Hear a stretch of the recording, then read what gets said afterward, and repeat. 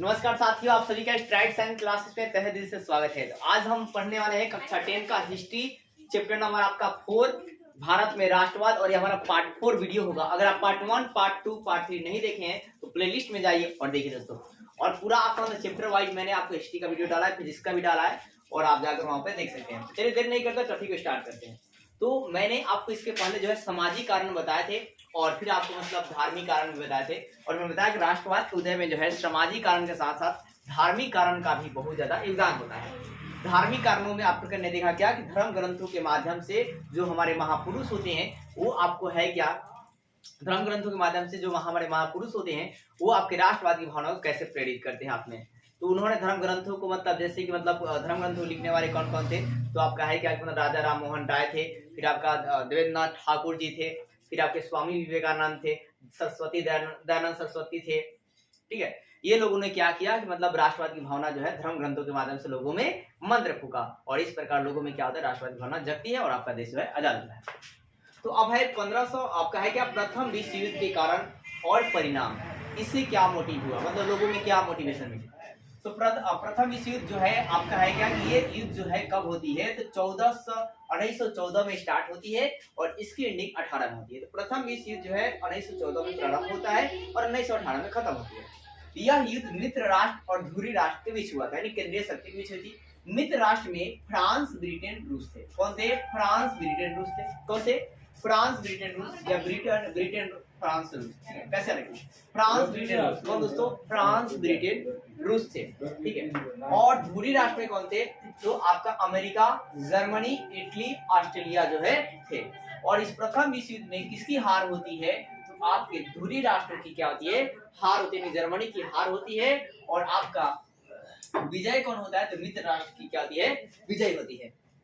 अब है दोस्तों कि प्रथम विश्व युद्ध में प्रत्यक्ष और अप्रत्यक्ष रूप से संपूर्ण विश्व को राजनीतिक और आर्थिक रूप से क्या करता है, प्रभावित करता है। फर्स्ट वर्ल्ड वॉर जो है आपका संपूर्ण टोटली पूरे वर्ल्ड को क्या है कि राजनीतिक रूप से और आर्थिक स्थिति को क्या करता है, ये प्रभावित करता है। ठीक है, क्योंकि युद्ध होगा तो जाहिर सी बात है उसमें खर्चे होंगे, और खर्चे होंगे तो राजनीतिक नेता भी कुछ हिल जाएंगे और उनकी आर्थिक स्थिति भी क्या होगी, थोड़ा सा डोल जाएगी। प्रथम विश्व युद्ध के समय जो प्रश्न पूछे जाते हैं, ये तो पूछे ही जाते हैं कि कब हुआ था, तो 1914 से 1918 के बीच। किसके बीच? मित्र राष्ट्र और धुरी राष्ट्र। कौन जीता? मित्र राष्ट्र। कौन हारा? धुरी राष्ट्र। मित्र राष्ट्र में कौन आता है, ये भी पूछता है, फ्रांस, ब्रिटेन, रूस, और धुरी राष्ट्र में कौन आता है, अमेरिका, जापान, इटली और ऑस्ट्रिया।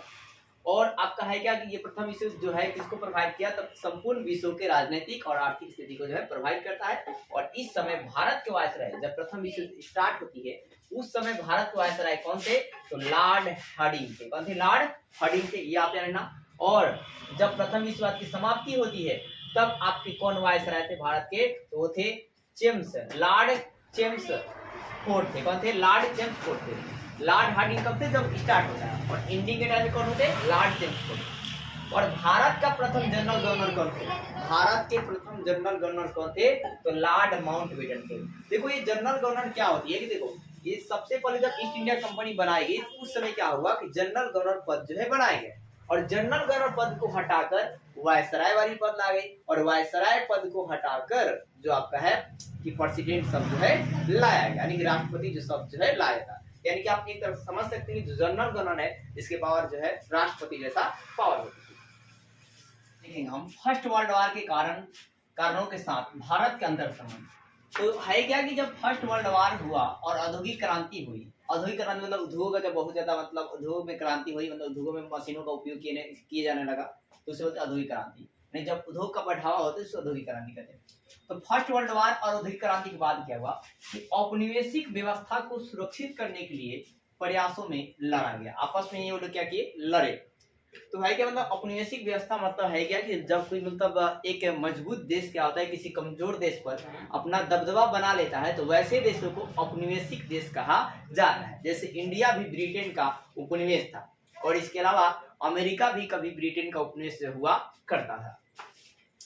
तो आपका है क्या कि फर्स्ट वर्ल्ड वॉर के कारणों के साथ भारत के अंदर संबंध क्या थे कि फर्स्ट वर्ल्ड वॉर और औद्योगिक क्रांति के बाद जो है औपनिवेशिक व्यवस्था को सुरक्षित करने के लिए आपस में क्या किए, लड़ा गया। ठीक है ना। और फिर ब्रिटेन के सभी उपनिवेशों में से भारत सबसे महत्वपूर्ण उपनिवेश था। तो ब्रिटेन के सभी उपनिवेशों में से भारत क्या था, सबसे महत्वपूर्ण उपनिवेश था। तो पूछा जाएगा ब्रिटेन के सबसे महत्वपूर्ण उपनिवेश कौन था, तो भारत ही था। ठीक है, यानी कि ब्रिटेन जो है इस पर कब्जा कर चुका था। और फर्स्ट वर्ल्ड वॉर जब स्टार्ट होता है तो ब्रिटेन ने घोषणा किया कि एक जिम्मेदारी सरकार की इंडिया में जो है स्थापना करनी है। जब फर्स्ट वर्ल्ड वॉर स्टार्ट होता है तो ब्रिटेन क्या करता है, घोषणा करता है एक जिम्मेदार सरकार की हमें क्या करना है, स्थापना करनी है। और फिर अंततः वो क्या करता है 1916 में, फर्स्ट वर्ल्ड वॉर कब स्टार्ट होता है 1914 में, 2 साल बाद 1916 में आयात शुल्क लगाते हैं, और ताकि भारत की कपड़ा जो है, कपड़ा में उद्योग में विकास हो सके और इसका फायदा जो है अंग्रेज को ही मिल सके। तो ये मोटा मोटी आपने क्या देखा कि फर्स्ट वर्ल्ड वॉर और औद्योगिक क्रांति की बात करें तो औपनिवेशिक व्यवस्था के लिए ये लोग आपस में लड़ते हैं। और जब फर्स्ट वर्ल्ड वॉर स्टार्ट होता है तो उसमें ये सोचते हैं क्या कि अब इंडिया में हमें एक मजबूत सरकार जो है चाहिए, एक जिम्मेदार सरकार चाहिए। इसके बाद ये लोग क्या करते हैं कि अपनी मतलब एक फर्स्ट वर्ल्ड जब स्टार्ट होता है तो ब्रिटेन की जो सरकार होती है वो घोषणा करती है कि हमें जिम्मेदार सरकार चाहिए। और वो 1916 में 2 साल बाद युद्ध के 1914 में युद्ध हुआ था फर्स्ट वर्ल्ड वॉर, और उसके बाद 2 साल बाद 1916 में क्या करते हैं कि शुल्क आयात लगाते हैं, जिससे क्या होता है कि भारत के उद्योगों का विकास हो सके और उन्हें इसका जो फायदा है अंग्रेजों को मिल सके। तीसरा बात देखते हैं दोस्तों, आपका है क्या कि प्रथम महायुद्ध के समय भारतीय घटनाक्रम क्या हुआ। तो आपका है क्या प्रथम फर्स्ट वर्ल्ड वॉर के समय क्या हुआ कि राष्ट्रवादी ज्यादा परिपक्व हो रहे थे, मतलब बहुत ज्यादा राष्ट्रवादी जो भावना जो है बढ़ती जो है जा रही थी।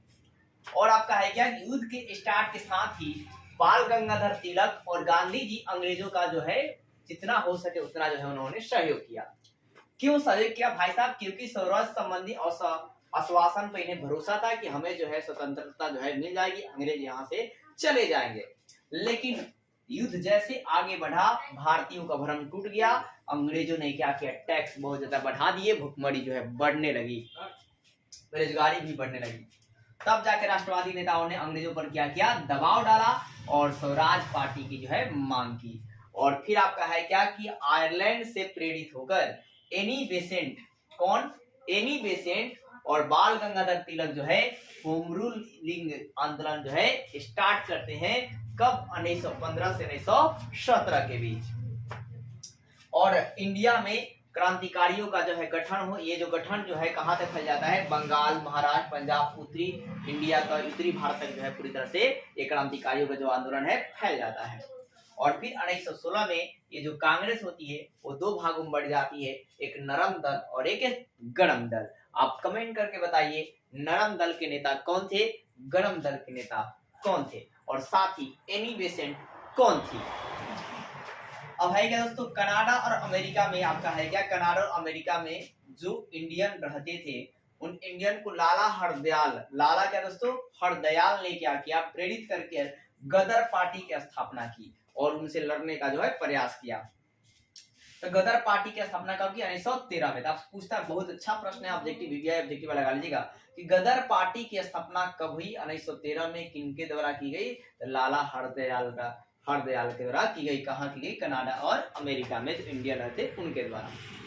और युद्ध काल में आपका है कि जो मतलब ये फर्स्ट वर्ल्ड वॉर में ही, युद्ध काल में ही गांधी ने 3 सफल सत्याग्रह चलाए। तो युद्ध काल में फर्स्ट वर्ल्ड वॉर में जो गांधी जी है वो कितने सफल आपका आंदोलन चलाए थे, सत्याग्रह चलाए थे, तो 3 चलाए थे। कौन कौन भाई साहब, चंपारण, खेड़ा और अहमदाबाद। चंपारण आंदोलन 1917 में होती है, खेड़ा आंदोलन 1918 में होता है, और अहमदाबाद जो मजदूर आंदोलन होता है ये भी आपका 1918 में होता है। चंपारण में जो आपकी कहानी है वो राजकुमार शुक्ल के एक मतलब जमींदार थे, किसान थे बड़े, उनकी कहानी है। होता है क्या कि जो चंपारण आंदोलन होता है बिहार में होती है, हालांकि 3 कठिया प्रणाली के विरोध होता है। जो अंग्रेज होते हैं वो जबरन जो है किसानों से जो है नील की खेती करवाते हैं, और 3 कठिया प्रणाली होती है। मतलब आपका है क्या कि मतलब वहां पर 20 कट्ठा खेतों में जो है 3 कट्ठा जो है नील की खेती जो है अनिवार्य है। और खेड़ा आंदोलन भी किसानों से ही संबंधित है, और ये प्रथम जो है असहयोग आंदोलन बनता है।